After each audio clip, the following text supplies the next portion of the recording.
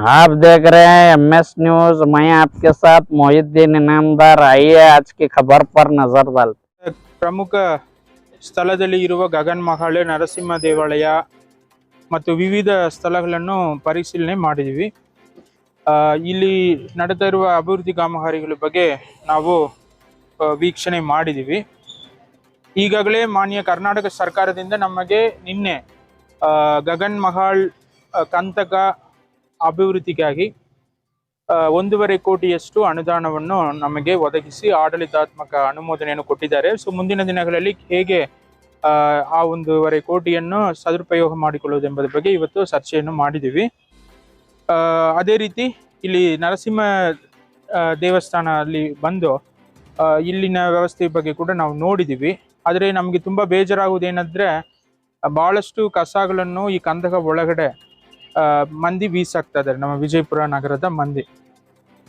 ಆದರೆ ಅದು ಟೆಂಪಲ್ಗೆ ಬರುವವರು ಇರಲಿ ಅಥವಾ ಹೊರಗಿನವರು ಇರಲಿ, ರೋಡಲ್ಲಿ ಹೋಗುವವರು ಇರಲಿ, ಕಂತಕವನ್ನು ಒಂದು ಕಸದ ತೊಟ್ಟಿ ಥರ ಬಳಕೆ ಮಾಡ್ತಾ ಇದ್ದಾರೆ. ಅದರಿಂದ ಇಲ್ಲಿ ವಾತಾವರಣ ಕೆಟ್ಟು ಹೋಗುತ್ತದೆ. ಸೊ ನೀರು ಹಾಳಾಗುವುದು ಮಾತ್ರ ಇಲ್ಲ, ಅಲ್ಲಿ ಇರುವ ಪಕ್ಷಿಗಳಿಗೆ ಕೂಡ ಭಾಳ ತೊಂದರೆ ಆಗ್ತದೆ. ಸೊ ಇದ್ರ ಬಗ್ಗೆ ನಾವು ಈ ದೇವಸ್ಥಾನ ಆಡಳಿತ ಮಂಡಳಿ ಅವರಿಗೆ ಕಟ್ಟುನಿಟ್ಟಾಗಿ ನಾವು ತಿಳಿಸಿದ್ದೀವಿ. ಎಲ್ಲ ಸರಿಪಡಿಸಬೇಕು, ಯಾರು ಒಳಗಡೆ ಕಸ ಹಾಕಳದೆ ನೋಡಿಕೋಬೇಕು. ಅದೇ ರೀತಿ ಮಹಾನಗರ ಪಾಲಿಕೆ ಆಯುಕ್ತರು ನಮ್ಮೊಂದಿಗೆ ಇದ್ದಾರೆ, ಅವ್ರಿಗೂ ಹೇಳಿದ್ವಿ ಹೊರಗಿಂದ ಯಾರಾದರೂ ಕಸವನ್ನು ಬೀಸಾಕಿದ್ರೆ ಅವ್ರ ಮೇಲೆ ಕ್ರಮ ಕೈಗೊಳ್ಳಬೇಕನ್ನು ಹೇಳಿ.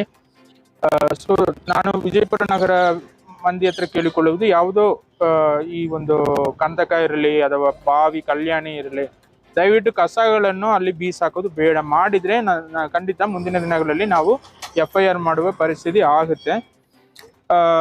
ನೆಕ್ಸ್ಟ್ ಈ ಒಂದು ಗಗನ್ ಮಹಾಳ್, ಆನಂದ್ ಮಹಾಳ್ ಇಲ್ಲಿ ನಾವು ಟೂರಿಸಂ ಡಿಪಾರ್ಟ್ಮೆಂಟ್ ಮತ್ತು ಊಡ ಅವಧಿಯಿಂದ ಕೂಡ ಅಭಿವೃದ್ಧಿ ಮಾಡ್ತೀವಿ. ಆನಂದ್ ಮಹಾಳ್ ಮುಂದೆ ಇರುವ ಉದ್ಯಾನವನವನ್ನು ನಗರಾಭಿವೃದ್ಧಿ ಪ್ರಾಧಿಕಾರದವರು ಅಭಿವೃದ್ಧಿ ಮಾಡುವುದಾಗಿ ಈಗ ನಮ್ಮೊಂದಿಗೆ ಇರುವ ನಗರಾಭಿವೃದ್ಧಿ ಪ್ರಾಧಿಕಾರದ ಆಯುಕ್ತರು ಡಾಂಬಳ್ ಅವರು ಹೇಳಿದ್ದಾರೆ.